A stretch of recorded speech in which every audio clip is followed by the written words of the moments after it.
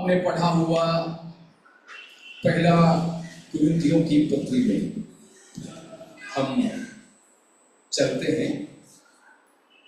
पहला कुरिन्थियों की पत्री के बारे में तो आपको मालूम होंगे।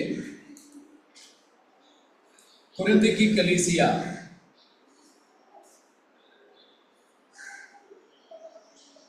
सकारात्मक तौर पर भी और नकारात्मक तौर पर भी बड़ा मशहूर है। हर प्रकार के वरदानों से भरे हुए थे।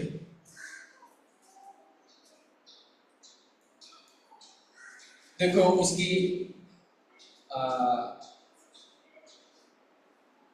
6वां पद को पढ़िए, 5 और 6 मिला करके पढ़िए। उसमें होकर जो हमारे बात में अर्थात सारे वचन और सारे ज्ञान में धनी किए गए कि मसीह की गवाही तुम्हें पक्की नहीं। This is why we said we are enriched in Christ. हम धनी किए गए। तो कुरिन्थ की कलीसिया यीशु मसीह में होकर सारे वचन में और ज्ञान में धनी किए गए थे। अगला पद, कि मसीह की गवाही तुम्हें पक्की नहीं, यहाँ तक कि किसी वरदान में तुम्हें घटी नहीं। देखा, किसी वरदान में तुम्हें घटी नहीं। और तुम हमारे प्रभु यीशु मसीह के प्रकट होने की बाट जोते रहते हो। ये भी है कि यीशु मसीह की बाट भी जोते रहते थे। तो ऐसी कलीसिया, वहां किसी वरदान की कमी नहीं, वचन की ज्ञान और वचन और ज्ञान की संपत्ति में बढ़ती जाते थे और यीशु मसीह की आगमन की बाट भी जोते थे। लेकिन हम जब 5वां अध्याय में आते हैं, अबोमिनेशन विदिन द चर्च, ऐसी कलीसिया के अंदर एक घिनौने का पाप जो अन्य जातियों में भी नहीं होता है, ऐसा पाप। और 6वां अध्याय में आते हैं तो मुकदमा लड़ना, केस लड़ना, वो भी बाहर जाके, ऐसी बातें होती थी। इसलिए पौलुस इस पत्रिका 2 विशेष कारणों से लिखते हैं। पहला कारण है कि उनकी कुछ कमियों के बारे में पौलुस ने सुना। उसका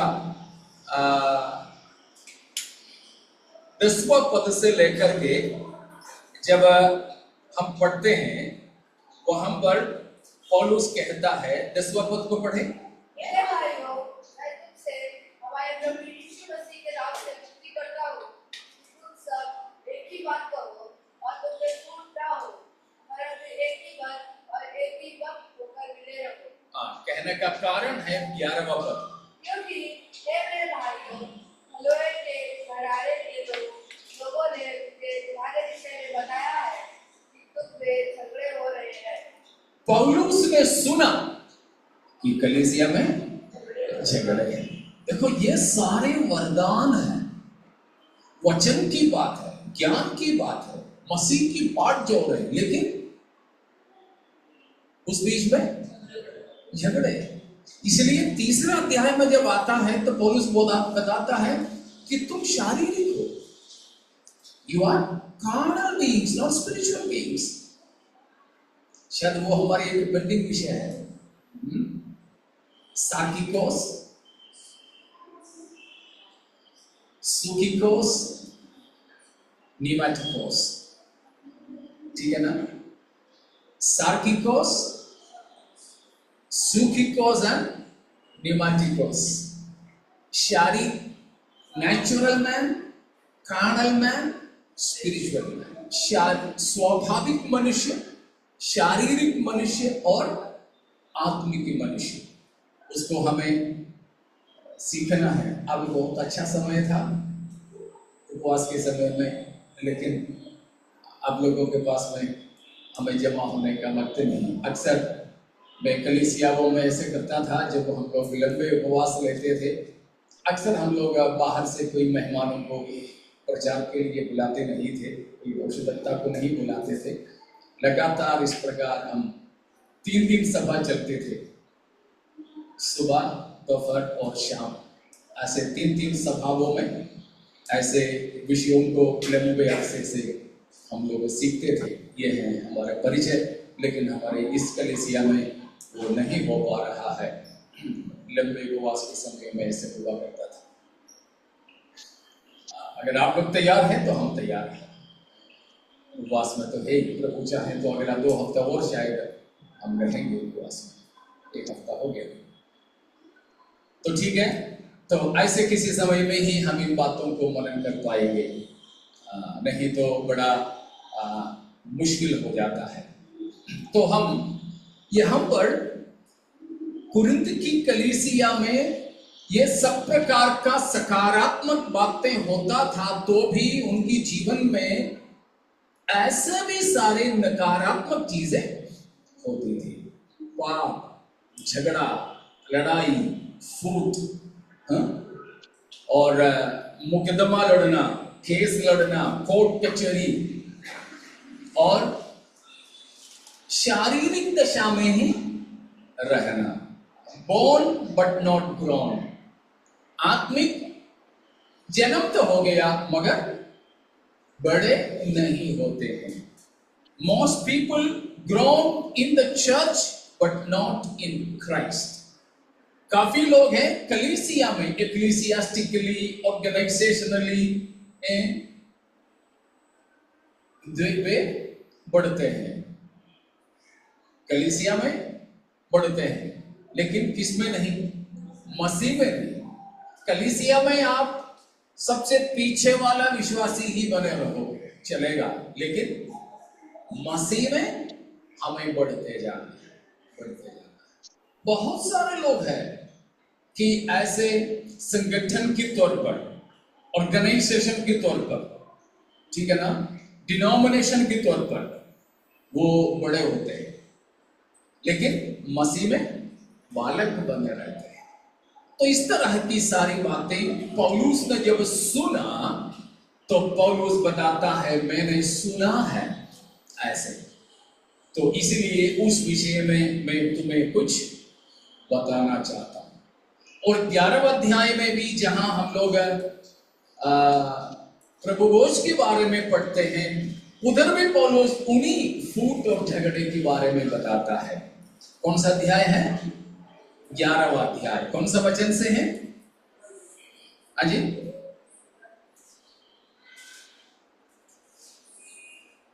अक्सर और कलीसियाओं में तो 23 से ही पढ़ते हैं, लेकिन हम लोग 17 से पढ़ते हैं।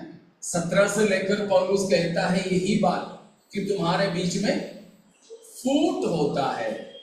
मैंने सुना, पूरा तो नहीं विश्वास करता, तो भी कुछ कुछ मैं विश्वास भी करता हूं, है ना। तो ये सब था। तो पौलुस ये पत्रिका लिखने का 2 विशेष कारण, एक है उनके बारे में कुछ पौलुस ने सुना या जाना, उन बातों को उन्हें बता रहा है। और दूसरी बात है, ये पत्रिका लिखने का दूसरा कारण है कि कई सारे सवाल, क्वेश्चंस उन लोगों ने लिख के भेजा पौलुस को कि पौलुस इन बातों में हमें मालूम नहीं कैसे करना है। एक सबूत के तौर पर 7 का पहला वचन, 7 का पहला, उन बातों के विषय में जो तुमने लिखी, बस।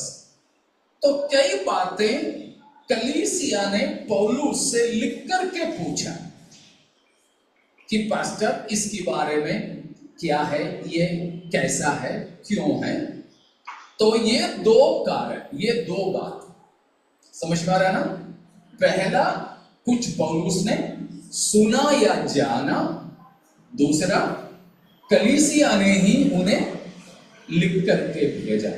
इन दोनों बातों की जवाब दे रहे हैं या इन दोनों बातों के बारे में पेश कर रहे हैं पास्टर पौलुस इस कुरिन्थ की विशेषकर पहली पत्रिका में। तो उसमें से हम पहला अध्याय से पढ़े हैं 18 से लेकर। आज हमारे समय कम होने की वजह से मुझे पूरा उसमें से भी बताने के लिए वक्त नहीं है। मैं शीघ्र कुछ बात बताकर सेवकाई को पूरा करूं। वहां पर दो प्रयोग पौलुस करता है। एक है the cross of Christ and the crucified Christ. दो बात। एक है मसीह का क्रूस, यीशु की सूली, और दूसरा है सूली पर चढ़ाया गया मसीह, क्रूसिफाइड क्राइस्ट। या the word, the message of the cross, क्रूस की संदेश, जो हमने 18वां पद में ही पढ़े। 18 पढ़े 1 का 18। क्रूस की कथा, उसको कहानी मत समझना, ठीक है? क्रूस की कथा नाश होने वालों के लिए मूर्खता है, परंतु हम उद्धार पाने वालों के लिए परमेश्वर की सामर्थ्य। 23 परंतु हम तो हाथ खंबा मत देना। परंतु हम तो क्रूस पर चढ़ाए हुए मसीह का प्रचार, क्रूस पर चढ़ाए हुए मसीह का प्रचार करते हैं। अगली दो नहीं 3 बात पौलुस बताता है कि what the Christ is for different people। अलग अलग लोगों के लिए मसीह क्या है। कुछ लोगों के लिए यीशु मसीह मूर्खता है, कुछ लोगों के लिए यीशु मसीह ठोकर का कारण है, कुछ लोगों के लिए यीशु मसीह उद्धार के लिए परमेश्वर का सामर्थ है, कुछ लोगों के लिए यीशु मसीह परमेश्वर का ज्ञान है। मैंने 4 बात बताया। What Christ means for you। हमारे लिए मसीह क्या है? क्या है बोलूं? इसमें से क्या क्या है? इधर ही हो ना? कितने बात बोला मैंने? 4। क्या क्या है जॉन? जल्दी। मसीह का ज्ञान नहीं। Johan?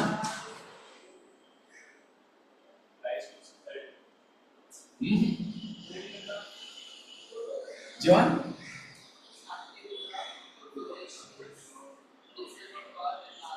Okay, good. Yeshu Masih अलग अलग बात बनकर लोगों के लिए है, या लोगों के लिए यीशु मसीह अलग अलग चीज है। जैसे कि 4 बात मैंने बोला 3 लोगों के लिए, ठीक है ना? 3 झुंड के लिए मसीह का 4 प्रकृति या 4 स्थिति मैंने बोला। कुछ लोगों के लिए यीशु मसीह क्या है? फूलिशनेस है, मूर्खता है। किन के लिए? किन किन के लिए मूर्खता है? 2 लोगों के लिए। एक है for all those who are perished, नाश होने वाले सबके लिए। दूसरा है फॉर द ग्रीक्स, यूनानियों के लिए, यूनानियों के लिए। यीशु मसीह ये 2 लोगों के लिए मूर्खता है। मिला? कौन सा वचन है अजय? 18 में तो एक ही है, उसके बाद पढ़ो। परंतु हम तो क्रूस पर चढ़ाए हुए मसीह का प्रचार करते रहे, जो यहूदियों के लिए ठोकर, यहूदियों के लिए स्टम्बलिंग ब्लॉक है, ठोकर का कारण, और अन्य जाति यानी ग्रीक्स या यूनानियों के लिए, बुद्धिमानों के लिए यीशु मसीह मूर्खता है।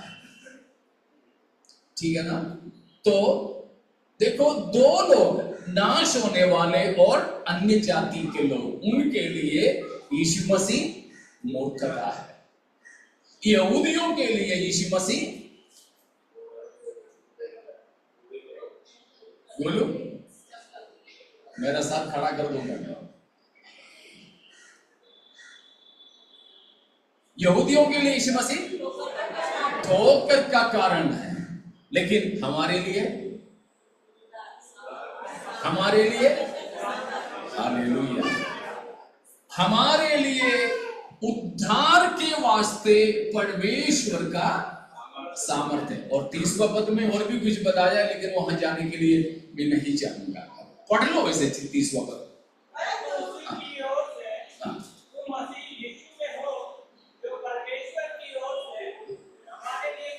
हमारे लिए यीशु मसीह, एक 18वां पद में हमने देखा कि वो हमारे लिए उद्धार के वास्ते परमेश्वर की सामर्थ्य। 30वां पद में बताया वो हमारे लिए परमेश्वर की ज्ञान है। पढ़ो ना, धर्म यानी यीशु मसीह हमारे लिए धार्मिकता है और पवित्रता और छुटकारा है। See what Jesus is for you and me. हमारे लिए प्रभु यीशु मसीह क्या है। आज हम अपने प्रभु से क्या कहेंगे? इनमें से यीशु हमारे लिए क्या है?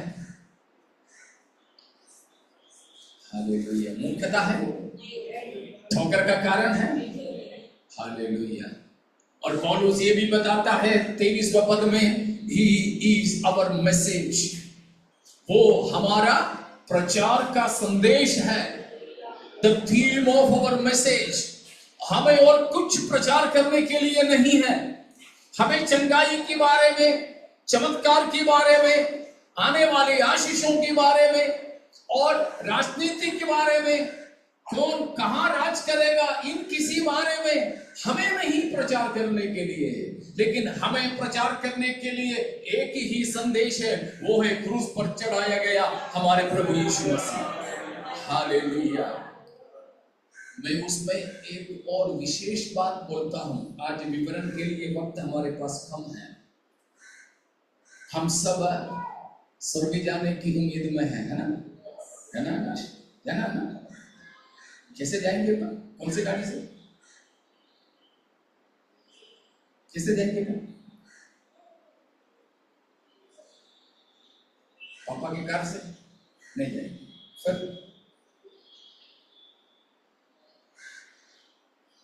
कैसे जाएंगे? यश जाना है, प्रभु के पास जाना है कि नहीं? कैसे जाएंगे? पापा ने टिकट कटवाया, कैसे जाएंगे?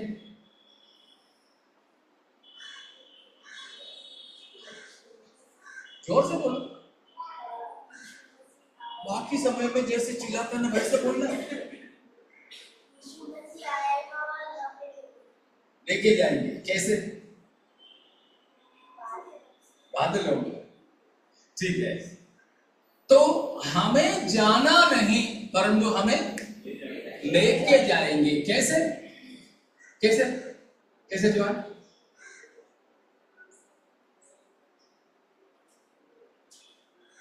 सुपरसोनिक,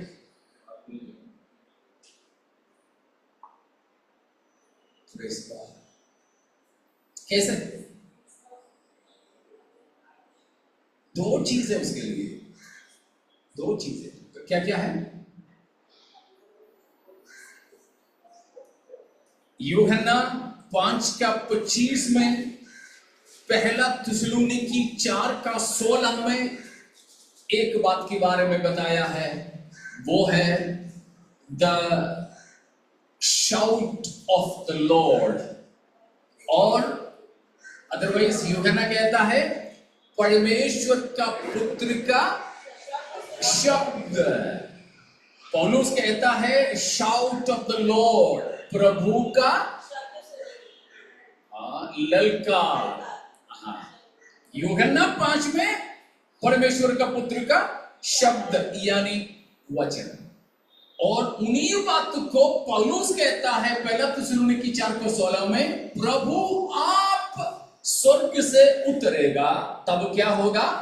ललकार। इंग्लिश में और साफ है, मलयालम में और साफ है, कर्तावतान गंभीरा नाद तोड़ुम। The Lord will descend from heaven with a shout of the Lord। तो हमको प्रभु कैसे लेके जाएंगे?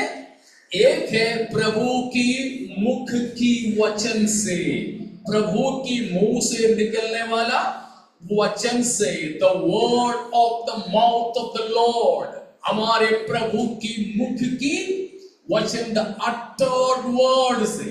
और दूसरा है फिलिपियों 3:21 पद में लिखा है, फिलिपियंस 3:21 में लिखा है कि कैसे? सब कुछ अपने वश में कर सकने वाले अपने सामर्थ्य से हमारे दिनहीन देह की रूप बदलकर अपनी महिमामय रूप के अनुकूल बना देंगे। किससे? किसके द्वारा? अपने सामर्थ्य के द्वारा। अर्थात वो सामर्थ्य कौन सा है? रोमियो 8:9 और 11 में लिखा है, यीशु मसीह को मुर्दों में से जिलाने वाला वही सामर्थ्य है, अर्थात होली स्पिरिट, पवित्र आत्मा। तो ये दोनों सामर्थ्य, वचन की सामर्थ्य और पवित्र आत्मा की सामर्थ्य के द्वारा हमको कहां ले जाएंगे? स्वर्ग ले जाएंगे। ठीक है ना बेटा? अनुष, कैसे कैसे ले जाएंगे? कैसे ले जाएंगे? प्रभु की वचन की सामर्थ्य से और with the power of the word of God and with the power of the Holy Spirit। Okay, भूलना नहीं अभी। ठीक है बच्चों? तो इन दोनों के द्वारा प्रभु हमें लेके जाएंगे। स्वर्ग में जाके हमें क्या बिजनेस है? स्वर्ग में जाके हमारा काम क्या है? क्या शोभा? सबको चाय बना के पिलाना है। क्या क्या काम है वहां जाके? पकौड़ी बनाना है, स्तुति करना। किस बात के लिए? नौकरी के लिए, चंगाई के लिए? केवल देख के नहीं, वो इसी पे मैं आ रहा हूं, वही हमारे मुख्य विषय है। क्या जोशी? चिकन बॉक्स हटाने के लिए, विदेश यात्रा देने के लिए, फिर किस लिए? ದೇವತಂದೆ ವಲತ್ತು ಭಾಗತ್ತಿರಿಕೆ ಎಲ್ಲರೂ ಹೊರತು ಹೋಯ್ತಾರೆ ಎರಡು ವರ್ಷದ ಆಗಿರಿಕೆ No, that is not. John?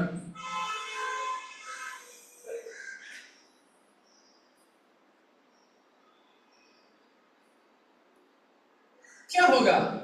स्वर्ग में जब हम जाएंगे, अनंतता में जरूर हम परमेश्वर की, हमारे प्रभु की चेहरा को देखेंगे। प्रकाशित वाक्य 22:3 और 4 में वही लिखा है कि हमेशा हम उसको निहारते रहेंगे। बात बिल्कुल है, प्रभु हमारे बीच में होगा। ठीक है ना?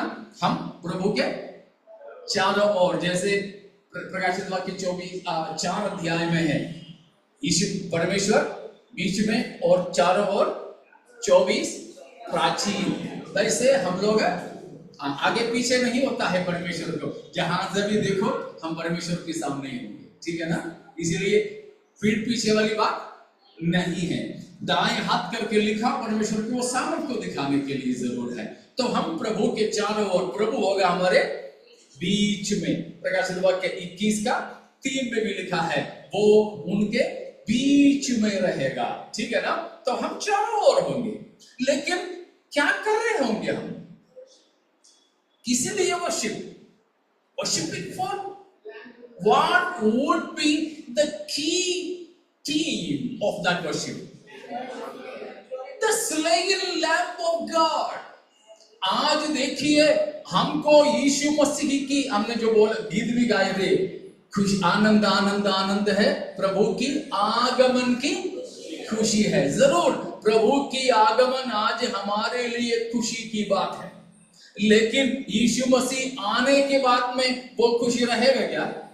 खत्म हो जाएगा। खत्म नहीं, पूरा हो जाएगा। वो खत्म नहीं होगा, वो पूरा हो जाएगा। फिर भी कंटिन्यू होते रहने वाला, लगातार में बने रहने वाला एक आनंद होगा वहां पर। वो ही होगा हमारी स्तुति का मूल। That would be the core theme of heaven. स्वर्ग का सबसे मुख्य मुद्दा और कुछ नहीं होगा। फिर क्या होगा? The slain Lamb of God. वध हुआ परमेश्वर की मेमना, यीशु मसीह की क्रूस की कथा। आज हम गाने वाला चंगाई की गाना बंद, ठीक है ना? छुटकारे का गाना बंद, ठीक है? आज हम गाने वाला मसीह की आगमन की गाना भी बंद। देखो देखो कोई वहां नहीं आएंगे, यहीं आएंगे, हम नहीं आएंगे उधर। हालेलुया। लक्षोपलक्षूदर से वितरिदा അവിടെ പാടത്തില്ല, उधर नहीं होगा ये कुछ गाना। लेकिन उधर भी हम गाते रहने वाला गाना कौन सा होगा? जो क्रूस पे कुर्बा है, ऐसा क्रूस को उठाकर बताने वाले गाने हम गाते रहेंगे। तो उसी को अभी से प्रैक्टिस करने, प्रशिक्षण करने के लिए ये सेवकाई प्रभु भोज का हमारे लिए प्रभु ने ठहराया है। Hallelujah, hallelujah. उधर भी हमें इसीलिए ये बोल सकते हैं, स्वर्ग में भी निरंतर प्रभु भोज की सेवकाई होगा। ऐसे क्योंकि वहां हर कोई याद करने वाला एक ही घटना होगा। वो मेरा कैंसर ठीक होने की घटना उधर कोई याद नहीं करेगा, ठीक है ना? मुझे डिस्टिंक्शन से पास होने के बारे में याद कोई नहीं करेगा। मेरा बड़े गाड़ी और मकान का कोई याद नहीं करेंगे उधर, परंतु वहां हमेशा याद करते रहने वाले स्वर्ग की दूत लोग भी याद करने वाला एक ही घटना होगा कि ये मेमना तू योग्य है, क्योंकि तू वध हुआ। तूने अपने लहू से लोगों को भिन्न भिन्न भाषा से, हमारे इधर ही तो है मराठी बोलने वाले, मलयालम बोलने वाले, हिंदी बोलने वाले, बंगला बोलने वाले, ठीक है ना?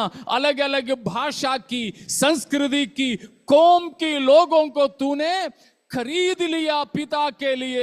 You are slain with your blood. You redeemed people from languages, from tribes, from different people groups.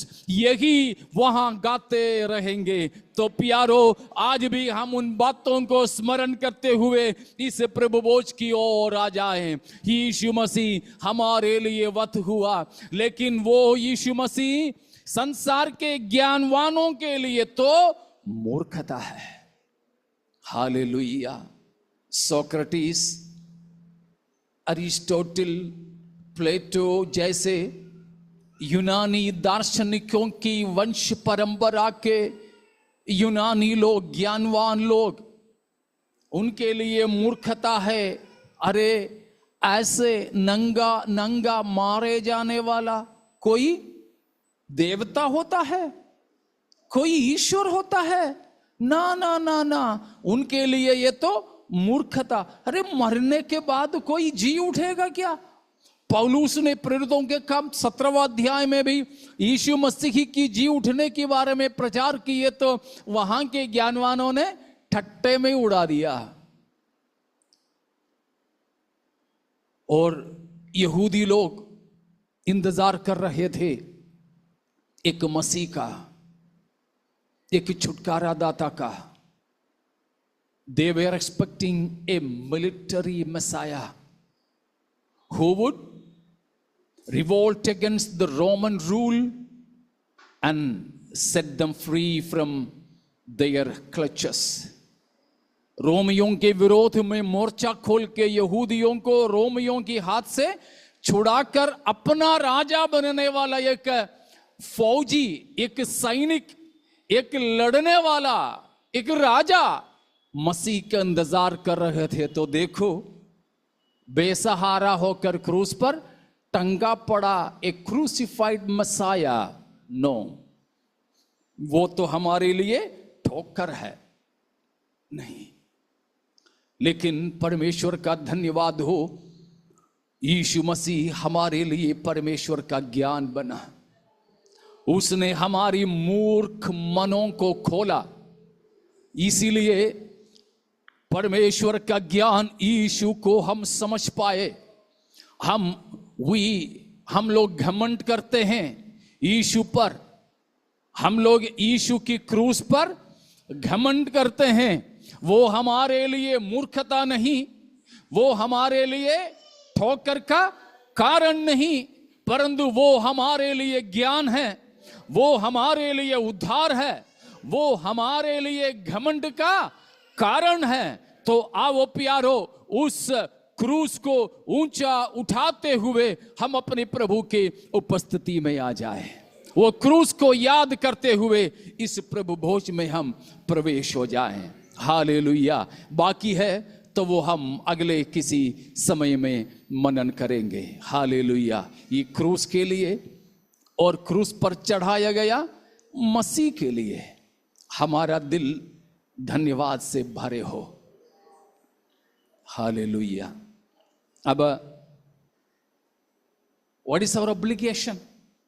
यीशु मसीह इस प्रकार क्रूस पर चढ़ाया गया, इस प्रकार यीशु मसीह हमारे लिए मारा गया, लहू बहाया और हाथ पैर छिद गए और मसीह के हड्डी हड्डी से जोड़ बिल्कुल खींच गए,